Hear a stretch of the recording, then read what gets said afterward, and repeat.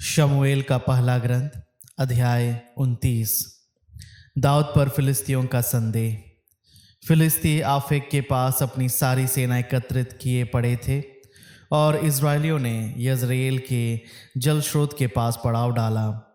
जब फिलिस्ती सेनापति अपने 100 और हजार सैनिकों की टोलियों में निकल रहे थे और अंत में आकीश के साथ दाऊद और उसके आदमी भी निकले, तब फिलिस्ती सेनापतियों ने पूछा, ये इब्रानी यहाँ क्या कर रहे हैं?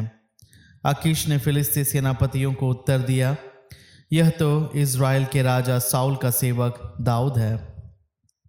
यह 1-2 वर्ष से मेरे पास पड़ा है और इसके आने के दिन से आज तक मैंने इसमें संदेह की कोई बात नहीं पाई है।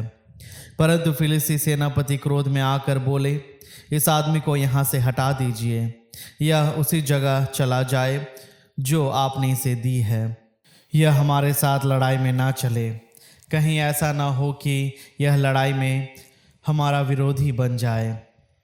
अपने स्वामी का फिर कृपा पात्र बनने के लिए क्या यह सर्वोत्तम उपाय नहीं है कि यह हमारे आदमियों का वध करे? यह वही दाऊद है जिसके सम्मान में लोग नाचते हुए गाते थे। साउल ने सहस्रों को मारा और दाऊद ने लाखों को। यह सुन आकीश ने दाऊद को बुलाकर उससे कहा, प्रभु की शपथ, तुम ईमानदार आदमी ठहरे और मुझे यह देखकर प्रसन्नता होती है कि तुम मेरे साथ युद्ध करने जा रहे हो, क्योंकि जब से तुम मेरे पास आए हो तब से आज तक मैंने तुम में कोई दोष नहीं पाया है।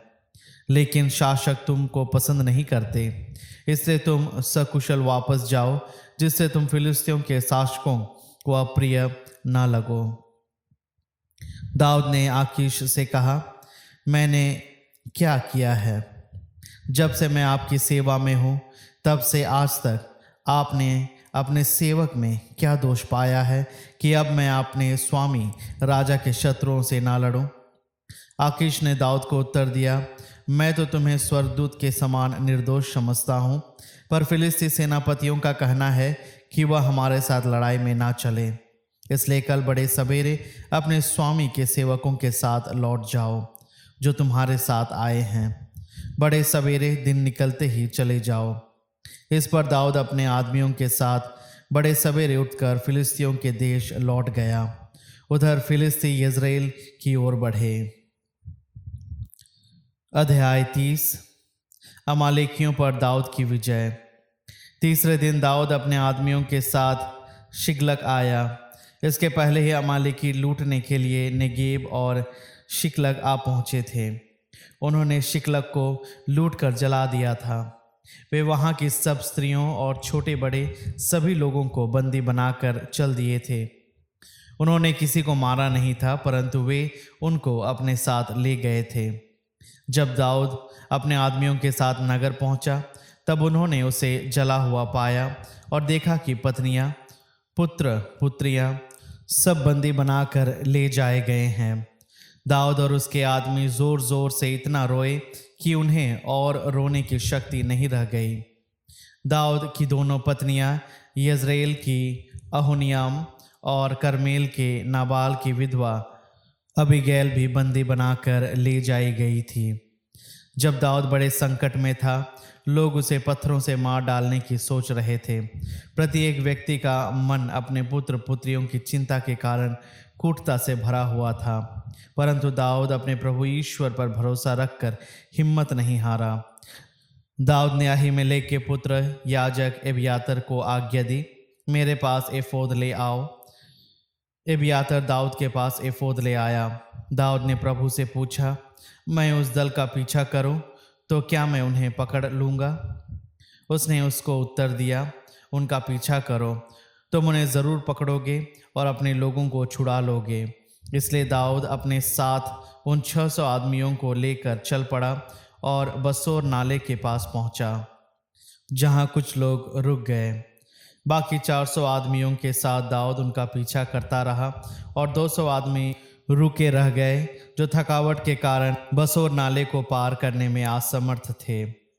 वहां खुले मैदान में एक मिस्त्री पड़ा मिला और उसे दाऊद के पास लाया गया। उन्होंने उसे कुछ रोटी खिलाई और पानी पिलाया। फिर उसे अंजीर के कुछ डालियां और किशमिश के 2 गुच्छे दिए। जब वह खा चुका तब उसमें शक्ति आई, क्योंकि उसने 3 दिन और 3 रात कुछ नहीं खाया पिया था। दाऊद ने उससे पूछा, तुम किसके आदमी हो और कहाँ से आ रहे हो? उसने उत्तर दिया, मैं मिस्री हूँ, एक अमालेकी का दास। आज से 3 दिन पहले मैं बीमार पड़ा, इसलिए मेरे स्वामी ने मुझे छोड़ दिया। हमने करेतियों के नेगेब पर, यूदा के नेगेब और कलेबियों के नेगेब पर छापा मारा और सिगलग को जला डाला। तब दाऊद ने उससे पूछा, क्या तुम मुझे उस दल के पास ले चलोगे? उसने उत्तर दिया, यदि तुम ईश्वर की शपथ खाकर कहो कि तुम ना तो मुझे मारोगे और ना मुझे अपने स्वामी के हवाले कर दोगे, तो मैं तुम्हें उस दल के पास ले चलूँगा। वह दाऊद को वहाँ ले गया तो वे देखते क्या हैं कि वे लोग भूमि पर इधर उधर पड़े हैं। वे खा पी रहे थे और उस बड़ी लूट के कारण विजय उत्सव मना रहे थे जो वे फिलिस्तियों से और यूदा के देश से ले गए थे। दाऊद उन्हें संध्या से लेकर दूसरे दिन की शाम तक मारता रहा और उनमें उन 400 नौजवानों के सिवा जो ऊँटों पर चढ़कर भाग गए थे एक भी शेष न रहा। इस प्रकार दाऊद ने वह सब कुछ फिर पा लिया जो अमेलेकी ले गए थे। दाऊद ने अपनी दोनों पत्नियों को भी छुड़ा लिया। कोई या कुछ भी खोया नहीं था, ना छोटे बड़े लोगों में, ना पुत्र पुत्रियों में, ना लूट के माल में। जो कुछ ले लिया गया था दाऊद वह सब वापस ले आया। दाऊद ने सब भेड़ गायें भी ले ली और उसके आदमियों ने उन्हें उसके आगे आगे यह कहते हुए हाँका, यह दाऊद की लूट है। जब दाऊद उन 200 आदमियों के पास आया जो थकावट के कारण उसके साथ नहीं जा सके थे और जिन्हें उन्होंने बसोर नाले के किनारे छोड़ दिया था, तब वे दाऊद और उसके आदमियों से मिलने निकले। उनके पास जाकर दाऊद ने उनको नमस्कार किया। दाऊद के आदमियों में जो दुष्ट और उपद्रवी थे वे कहने लगे, वे हमारे साथ नहीं गए थे, इसलिए जो लूट हम वापस ले आए उसमें से हम उन्हें उनकी पत्नियां और बच्चों के सिवा कुछ नहीं देंगे। वे उन्हें लेकर चलते बने। दाऊद ने कहा, भाइयों ऐसा मत करो। जब प्रभु ने हमें सब कुछ दिया है, हमारी रक्षा की है और उस दल को हमारे साथ दिया है जो हमारा विरोध कर रहा था, तो तुम्हारी यह बात कैसे मान ली जाए? सामान के पास रहने वालों का भी उतना ही भाग होना चाहिए जितना लड़ाई में जाने वालों का। सबों को बराबर हिस्सा मिलना चाहिए। दाऊद ने इज़राइल के लिए यह नियम और अध्यादेश बनाया जो उस दिन से अब तक लागू है। सिकलग पहुंचकर दाऊद ने लूट का एक भाग अपने मित्रों यूदा के नेताओं के पास यह कहते हुए भेजा, प्रभु के शत्रुओं की लूट का यह भाग आपको समर्पित है। उसने बेतेल, नेगेब, रामोत, यतीर, अरोएर, शिफमोत, एश्तमोआ, रखाल, यरहाम, एलियों और केनियों के नगरों, होरमा, बोराशान, अताक, हेब्रोन और उन सब अन्य स्थानों के नेताओं के पास उपहार भेजे जहां दाऊद और उसके आदमी घूमते रहे। साउल की मृत्यु। अध्याय 31। फिलिस्ती इज़राइल के विरुद्ध लड़ रहे थे। इज़राइली फिलिस्तियों के सामने से भाग खड़े हुए। गिलबोआ के पर्वत पर मरे हुए लोग पड़े थे। फिलिस्तियों ने साउल और उसके पुत्रों का पीछा कर साउल के पुत्र योनाथान, अबीनादाब और मल्कीशुआ को मार डाला। तब शाऊल के निकट घमासान युद्ध हुआ और तीरंदाज उसकी ओर बढ़े। साउल तीरंदाजों को देखकर थरथरा कर कांपने लगा। साउल ने अपने शस्त्रवाहक को आज्ञा दी, अपनी तलवार खींच लो और मुझे मार डालो। ऐसा न हो कि वे बेख्ताना लोग आकर मुझे झोंक दें और मेरा अपमान करें। लेकिन उसके शस्त्रवाहक ने अस्वीकार कर दिया क्योंकि वह बहुत डर रहा था। इस पर साउल ने अपनी तलवार खींचकर अपने को उस पर गिरा दिया। जब उसके शस्त्रवाहक ने देखा कि साउल की मृत्यु हो गई है, तो तो उसने भी अपने को अपनी तलवार पर गिरा दिया और वह भी उसके साथ मर गया। इस प्रकार साउल, उसके 3 पुत्र, उसका शस्त्रवाहक और उसके सब सैनिक उसी दिन मर गए। जब मैदान के ओर यार्दन के उस पार रहने वाले इजरायलियों ने देखा कि इजरायली सैनिक भाग गए हैं तथा साउल और उसके पुत्र मरे पड़े हैं, तो वे अपने नगर छोड़कर भाग निकले। फिलिस्ती आकर उनमें बस गए। दूसरे दिन मरे हुए लोगों को लूटने के लिए फिलिस्ती आ पहुंचे। उन्होंने साउल और उसके 3 पुत्रों को पा लिया जो गिलबोआ के पर्वत पर मारे गए थे। उन्होंने साउल का सिर काट लिया, उसका कवच उतार डाला और अपने देवताओं तथा लोगों को विजय की सूचना देने फिलिस्तियों के देश भर में दूत भेजे। उन्होंने उसके अस्त्र शस्त्र अश्तारता देवियों के मंदिर में रख दिए और उसका शव बेतशान के 4 दीवारों पर लटका दिया। फिलिस्तियों ने साउल के साथ जो किया था, जब गिलियाद के याबेश के निवासियों ने वह सुना, तब सब युद्ध योग्य पुरुष प्रस्थान कर और सारी रात चलकर साउल और उसके पुत्रों के शव बेतशान के 4 दीवारों से उतार कर याबेश ले आए और वहाँ उनको जला दिया। फिर उन्होंने उनकी अस्थियां याबेश के झाऊ वृक्ष के नीचे दफना दी और 7 दिन तक उपवास किया।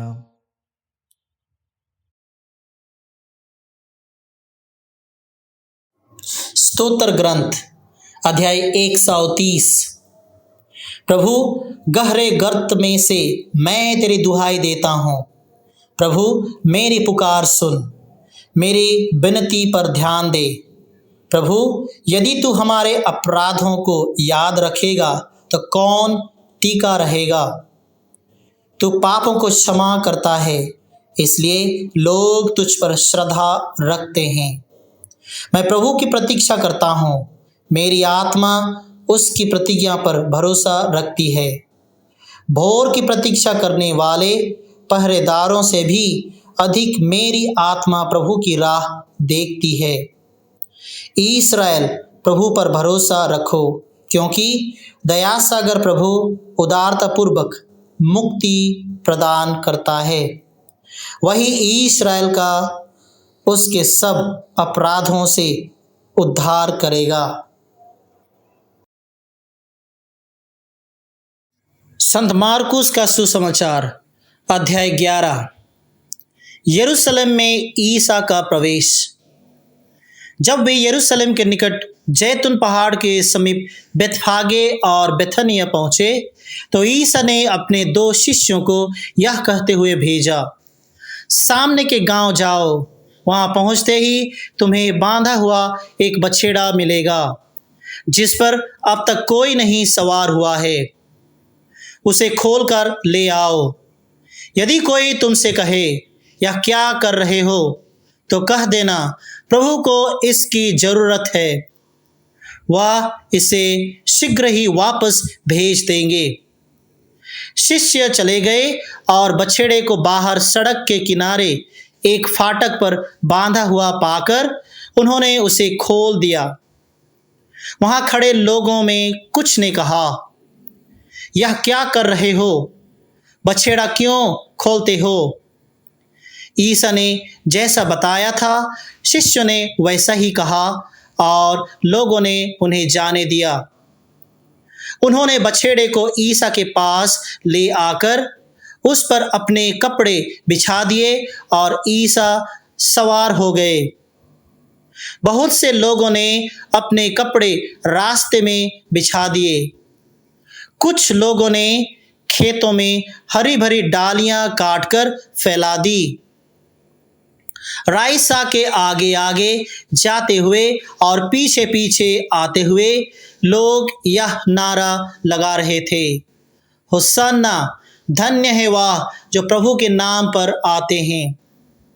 धन्य है हमारे पिता दाऊद का आने वाला राज्य, सर्वोच्च स्वर्ग में होसन्ना। ईसा ने यरूशलेम पहुंचकर मंदिर में प्रवेश किया। वहां सब कुछ अच्छी तरह देखकर वह अपने शिष्यों के साथ बेथनिया चले गए, क्योंकि संध्या हो चली थी। फलहीन अंजीर का पेड़। दूसरे दिन जब वे बेथानिया से आ रहे थे तो ईसा को भूख लगी।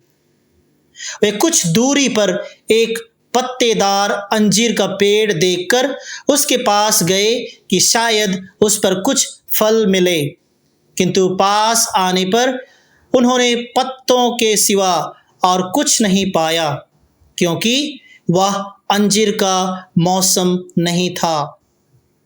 ईसा ने पेड़ से कहा, फिर कभी कोई तेरे फल ना खाए।